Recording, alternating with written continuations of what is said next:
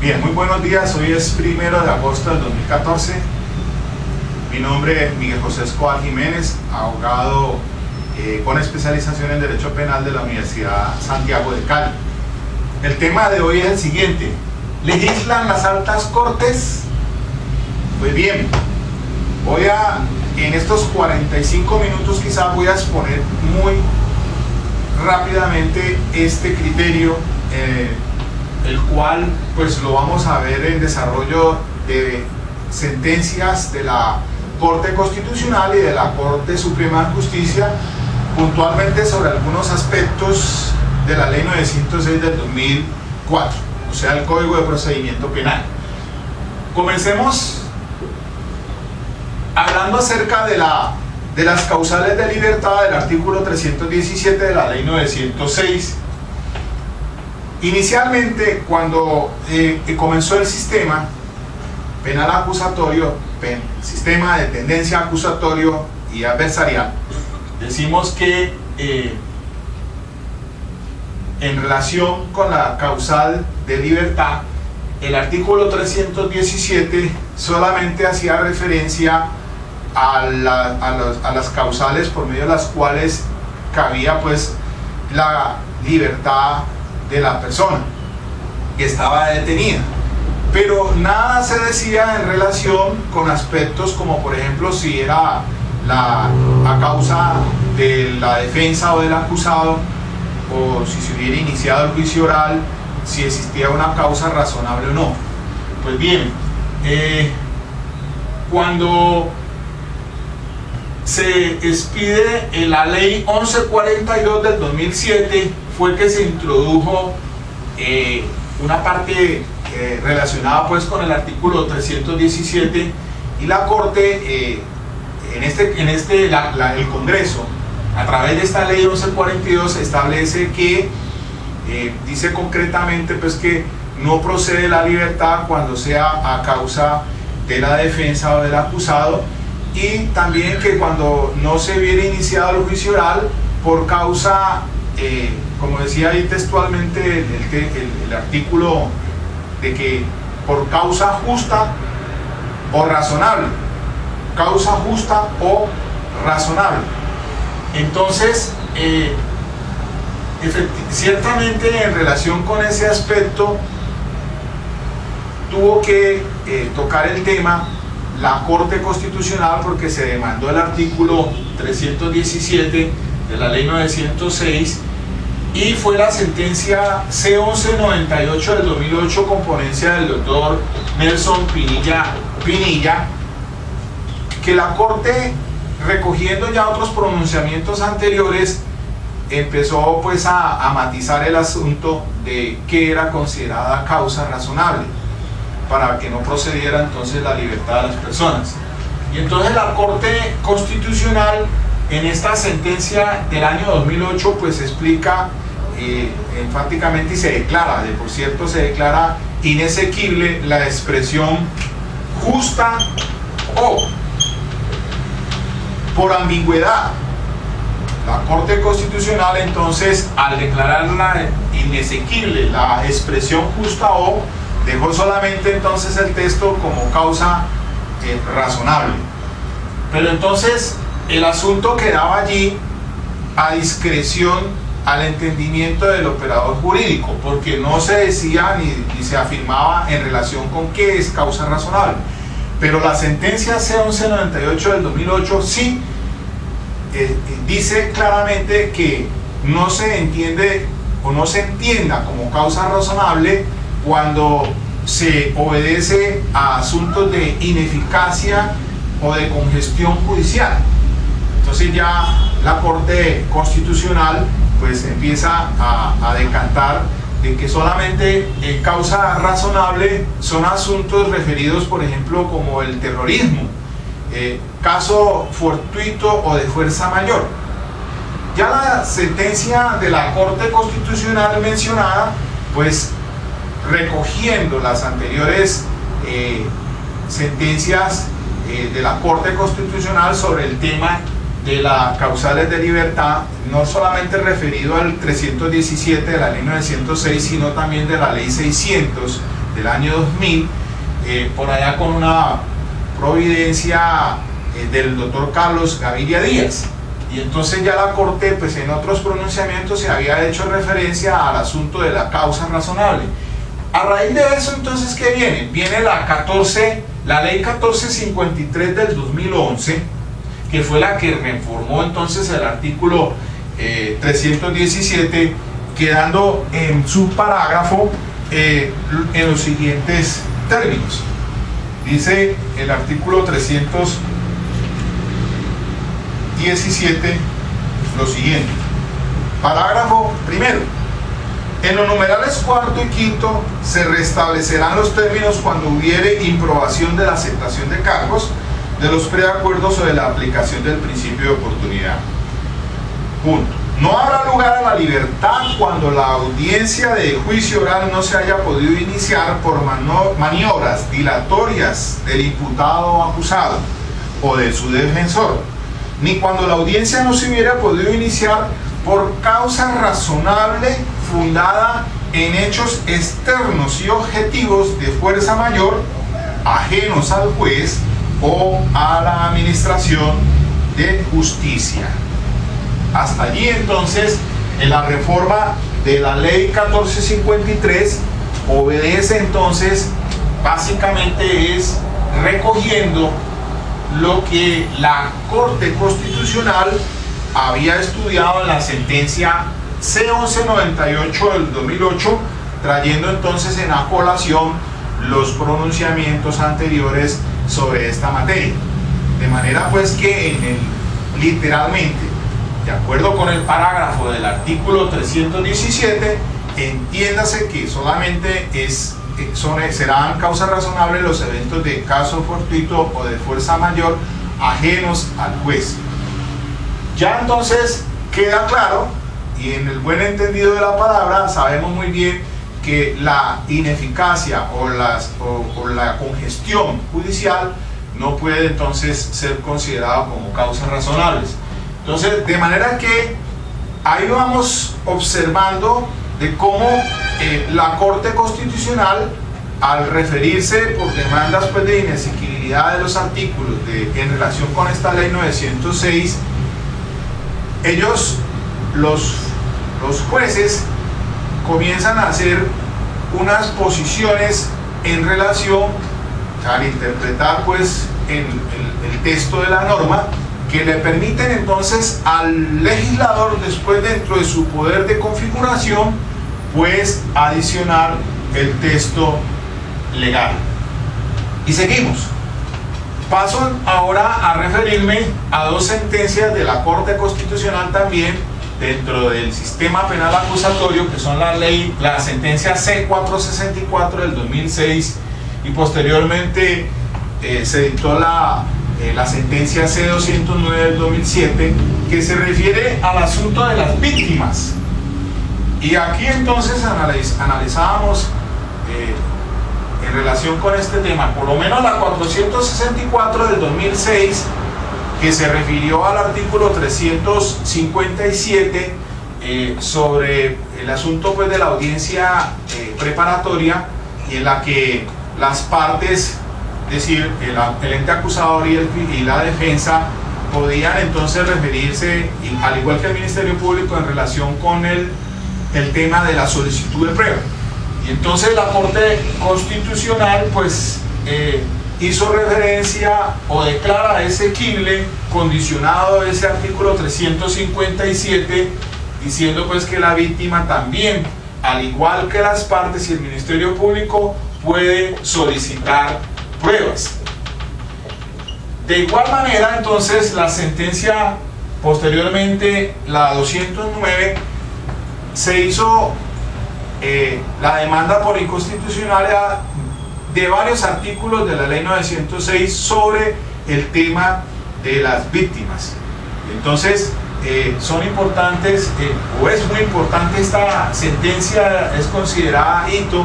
en el tema de la participación, de la intervención especial que tiene la víctima en el proceso penal actual, de procedimiento. Porque, por decir un ejemplo, en materia pues del escrito de acusación,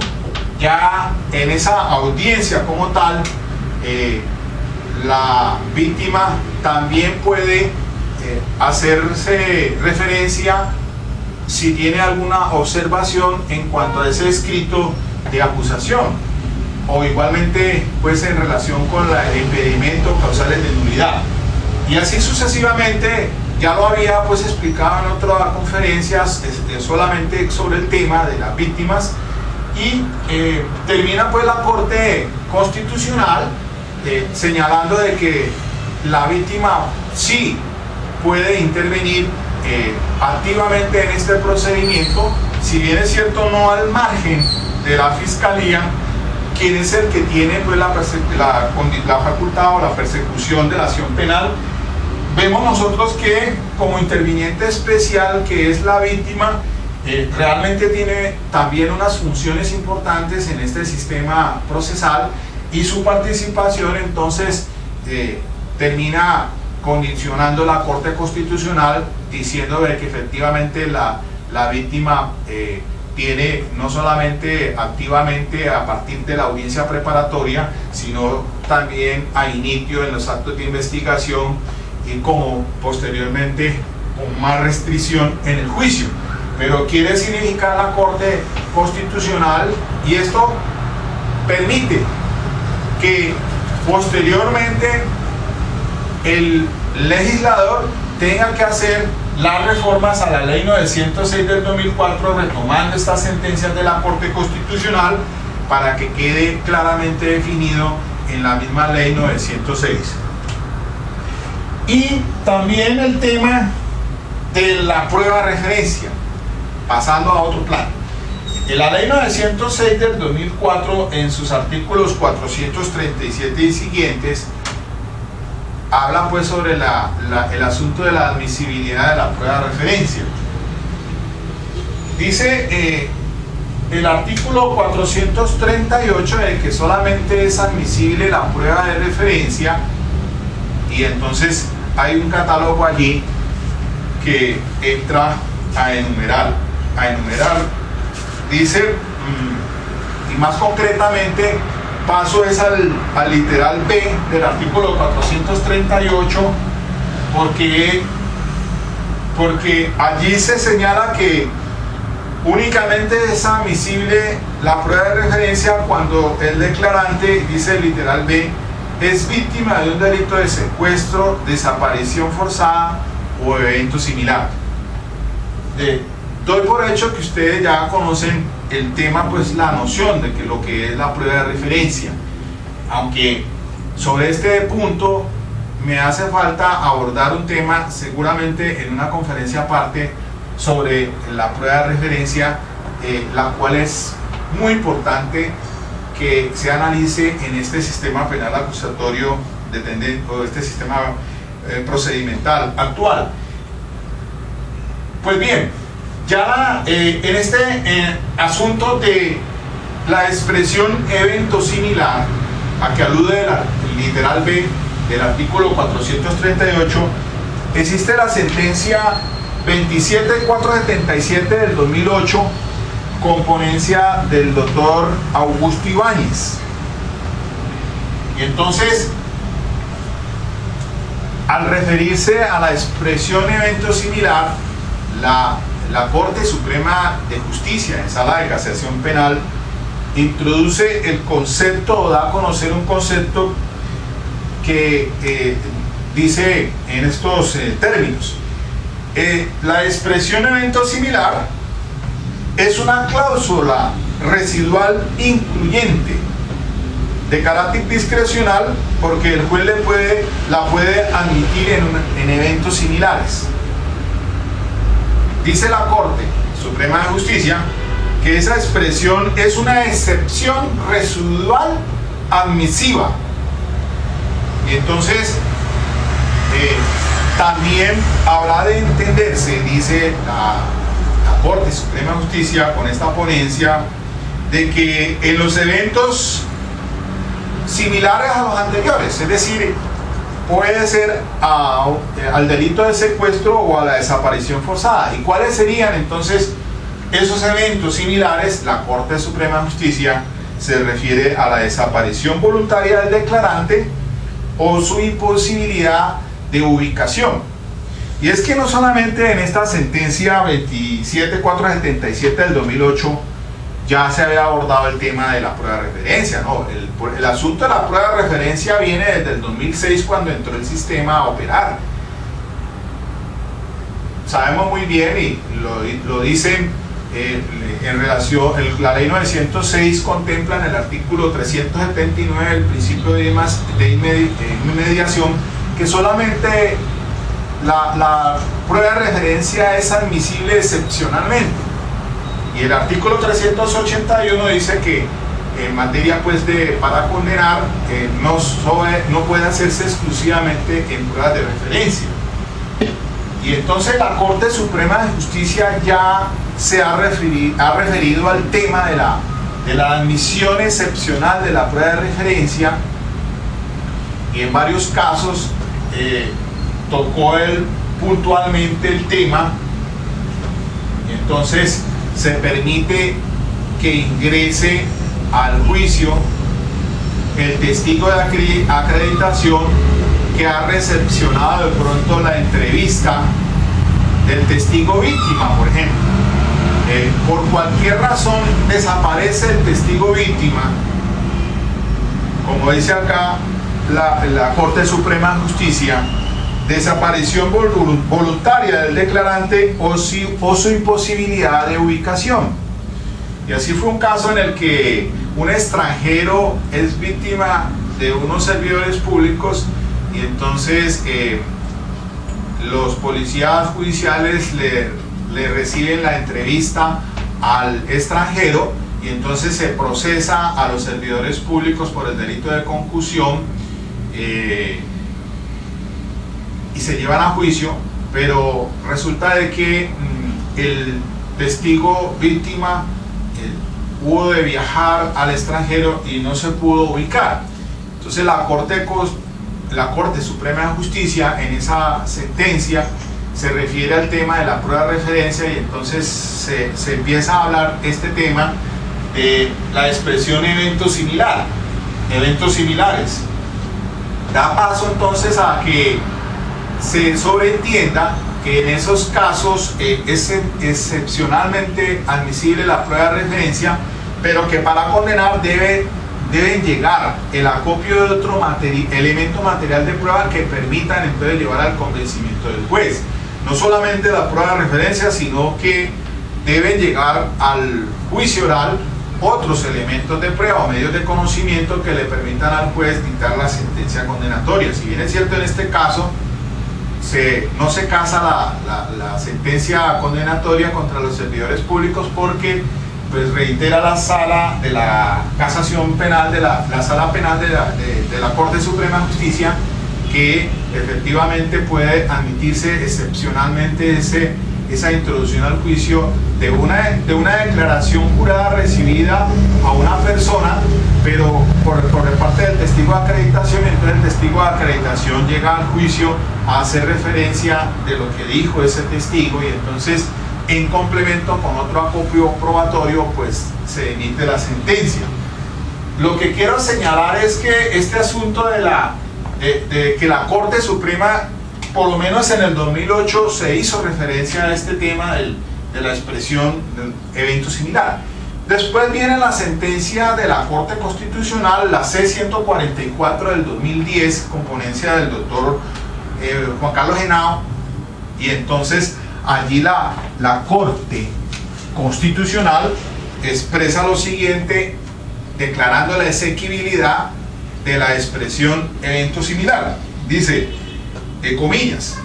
la Corte consideró que el legislador, al emplear la expresión o evento similar en el literal B del artículo 438 de la ley 906 del 2004, el cual establece los casos en que es admisible la denominada prueba de referencia, no ha introducido una opción que abra un exceso los contornos de la facultad excepcional del juez para decretar este tipo de pruebas. En el marco de su poder de configuración legislativa, ha contemplado un elemento adicional que, aunque por sus características no permite que su aplicación se reduzca a un simple proceso de subsunción, sí permite al juez una adecuada comprensión y aplicación. Termina diciendo, esto es, dicha expresión se incorpora de manera tal al precepto que hace posible reconocer racionalmente otras circunstancias próximas al secuestro o desaparición forzada. Corte Constitucional, sentencia C-144 del 2010. Es decir, la Corte Constitucional lo que hace es, pues, recoger lo que ya ha hecho la Corte Suprema de Justicia en los pronunciamientos, sobre todo este 27477 del 2008 del doctor Augusto Ibáñez, para que podamos entender nosotros entonces que en cierta forma lo que no está claramente definido en la ley,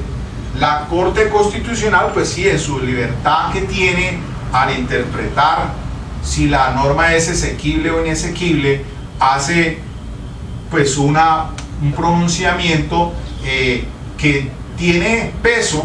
en cuanto a que puede servir para que posiblemente el legislador entonces entre o viene a modificar o a aclarar la norma penal, la norma procedimental, en este caso del artículo 300,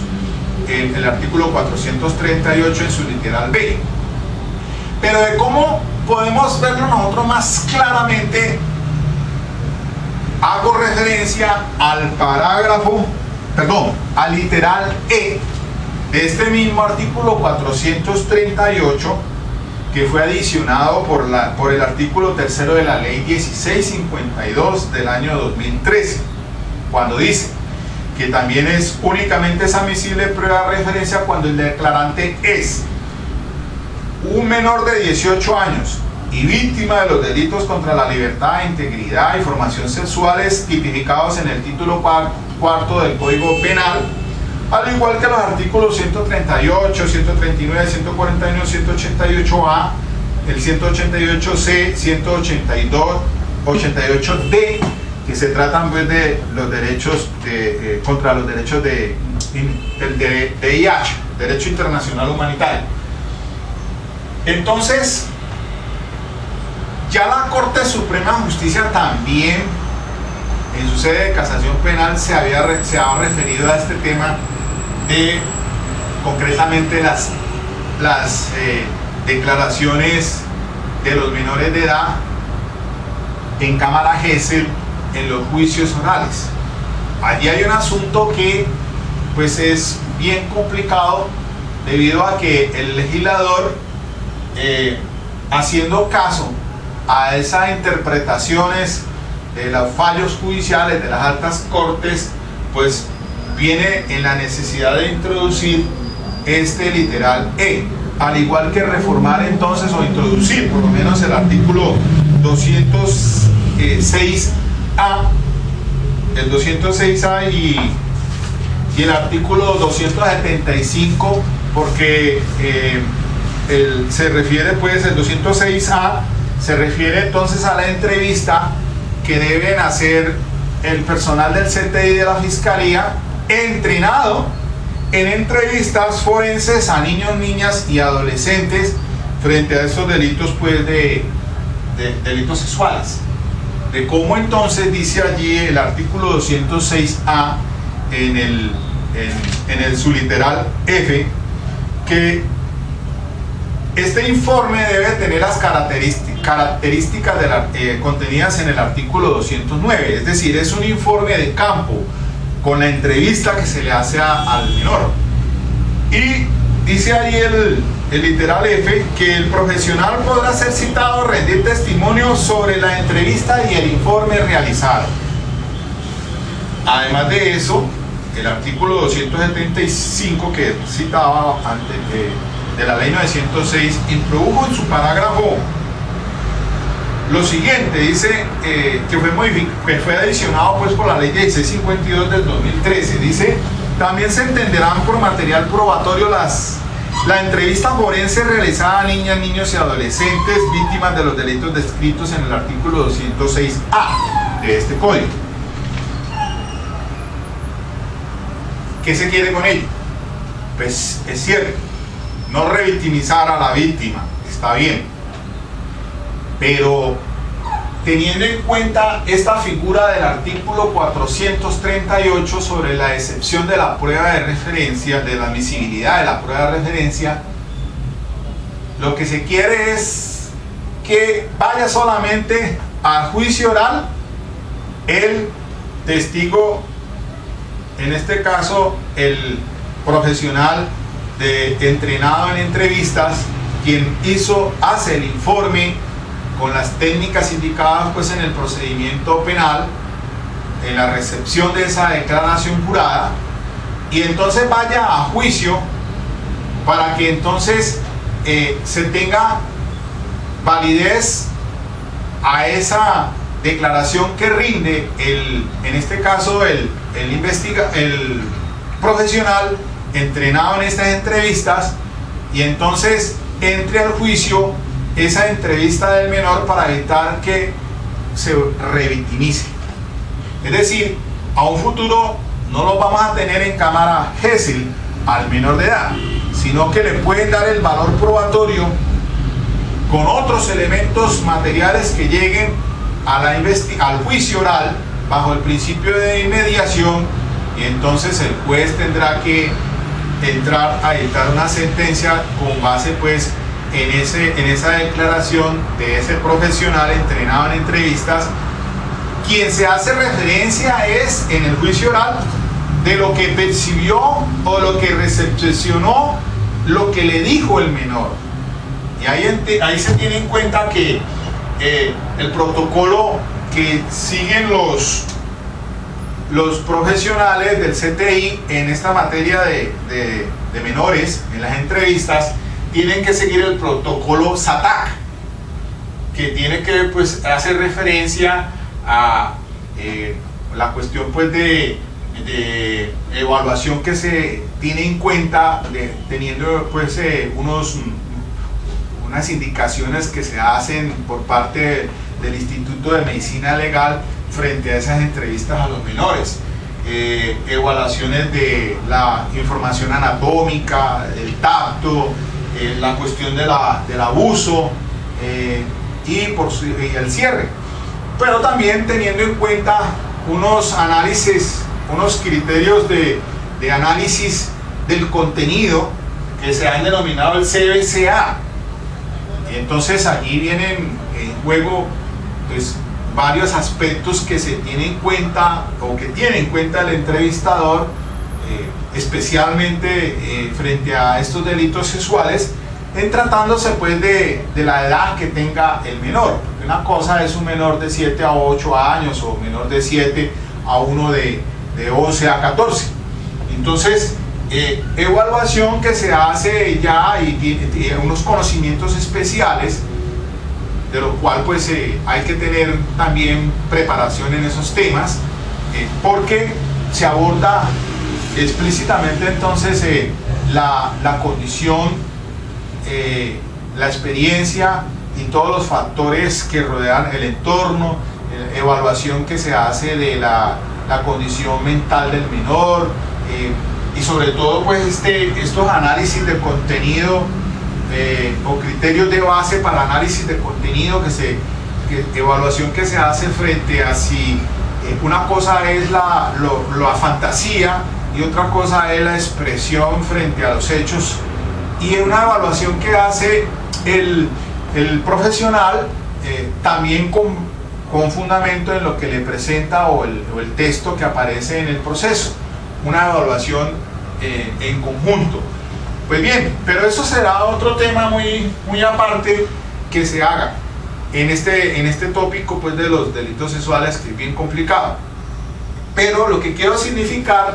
es que dentro de ese poder de configuración que tiene el legislativo, pues modifica entonces este asunto de los delitos, por lo menos de esas entrevistas, esas declaraciones para no revictimizar más al menor, y entonces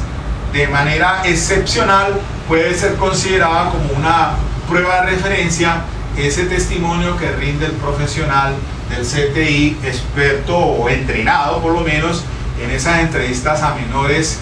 niñas, niños y adolescentes. Una evaluación que se tiene que hacer pues bien para poder entonces que entre al juicio oral, pero lo que quiero significar entonces es que se abre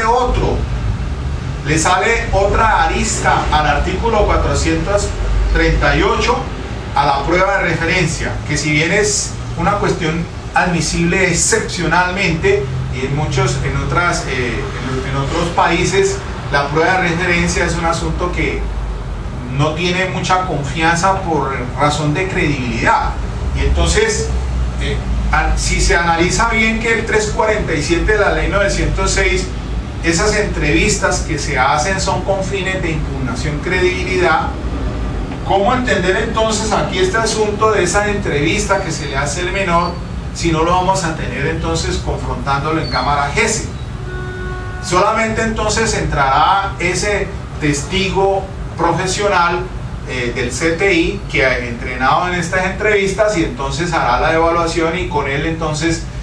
tendrán en cuenta los parámetros de verdad y mentira y evaluación en ese aspecto en conjunto con otros elementos de prueba. Es decir, se va cerrando el espacio y dentro de ese poder de configuración se recogen entonces estas decisiones de las altas cortes, como son la Sala de Casación Penal, de la Corte Suprema de Justicia y de la Corte Constitucional. Eso es lo que pasa realmente. Entonces, la pregunta que se hace al inicio es: ¿legislan las altas cortes? Sí, legislan las altas cortes, lo hacen. Y entonces, allí con base en ello es que las reformas a este Código de Procedimiento Penal se hacen constantemente. No tenemos sino ya tenemos pues la 1142, que es dentro de las razones de política criminal, de convivencia y seguridad ciudadana. Viene después el mismo asunto de la ley 1453 del 2011, y entonces démonos cuenta que si este sistema procesal de tendencia acusatoria, por ejemplo, al inicio se daba que se quiso, y esa fue la razón de ser del sistema penal acusatorio nuestro, de que se aceptaran los cargos con el 50%, y que es una justicia premial, porque lo que se quería era de que llegara a juicio apenas el 10%, y resulta de que ahora la cosa es al contrario, está llegando al juicio el 90%, porque la gente no está aceptando los cargos debido pues a que el ofrecimiento que hace el Estado pues a través de esta ley 906 pues se ha ido reduciendo, y se han quitado para ciertos delitos. Por ejemplo, hablando de estos delitos sexuales, no hay ningún beneficio. La misma ley 1098 del 2006 lo prohíbe, que es el Código de Infancia y Adolescencia, y entonces para estos delitos pues no hay sustitutos ni subrogados, y menos en la aceptación de cargo ni preacuerdos, obviamente, porque pues no hay ninguna rebaja, y por ende en delitos sexuales nadie acepta cargos y todos se están yendo a juicio, y eso ha hecho que haya pues una carga laboral, una congestión en los jueces de conocimiento, porque pues no daban abasto frente a esta situación, y de allí ahora la ley de los despachos de descongestión judicial, y súmele a eso el problema de no hay el presupuesto, por lo menos lo extendieron creo que hasta el 31 de diciembre, los 2.500 millones que se necesitaban para que funcionara, pero está en veremos para el otro año. Y así entonces la justicia es la cenicienta. Procesos represados, gente detenida en las cárceles, estos de los delitos sexuales, juicios de 2, 3, 4 y 5 años, personas en esas condiciones, en hacinamiento carcelario, es el pan de cada día. Pensaban que era la panacea la ley 1709 de este año, de principio de enero, y miren cómo está todavía el hacinamiento en las cárceles de Villahermosa y en la cárcel Herón de Jamundí y en las estaciones de policía de aquí de Cali.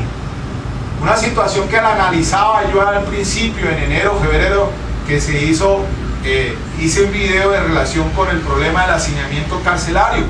30 años desde el año, desde la ley segunda de 1984, que era, en ese entonces me tocó con descongestión judicial, que solamente existía la cárcel de Villahermosa. 30 años después y tenemos el mismo asunto. ¿Dónde están entonces las razones? Como criminólogo hago ese análisis por razones de política criminal. Entonces, ¿qué es lo que está pasando en este país? Pero bueno, el asunto que quería tratar es este de si se legisla por parte de las altas cortes, y como podemos observar con este análisis pormenorizado que he hecho para ir terminando ya por la escasez del tiempo, entonces con estos 3 puntos que he referido, pues vemos de que sí realmente, y por eso entonces se legisla en este país. Además, porque es que desafortunadamente ningún senador ni ninguno de los representantes del Poder Legislativo ni son criminólogos, ni son antropólogos, ni son sociólogos. Absolutamente aquí se legisla es por coyuntura, así, entiéndanlo y escuche bien, por la situación del momento. Que el asunto del ácido a las víctimas, entonces legislemos. Que el asunto del bullying ahora, del matoneo, entonces legislemos. Y así sucesivamente. Que los borrachos al volante, legislemos. Entonces, ¿qué razones de política criminal se hacen aquí? ¿Dónde están los grupos interdisciplinarios? Psicólogos, forenses, criminólogos, abogados, penalistas. ¿Dónde? ¿En dónde está eso? Aquí no se hacen esos estudios serios, ni el Estado propugna absolutamente nada para ello. Y es el llamado que hago aquí para las universidades, por lo menos las 6 universidades que hay aquí en Cali, las facultades de Derecho, para que se motive y para que se hagan las investigaciones piloto. Entiendo yo que algunas facultades sí lo hacen, pero se hagan los estudios de investigación frente a esa problemática social que hay. Entonces, el del hacinamiento, el asunto del suicidio aquí, que también es un tema importantísimo, el del matoneo, el bullying, etcétera, etcétera. Aspectos que hay que investigarlos y entregar unos informes serios en relación con esto para que el poder legislativo pues entonces haga los acondicionamientos propios al tema. Por hoy dejo aquí nomás. Muchas gracias. Hasta otra oportunidad.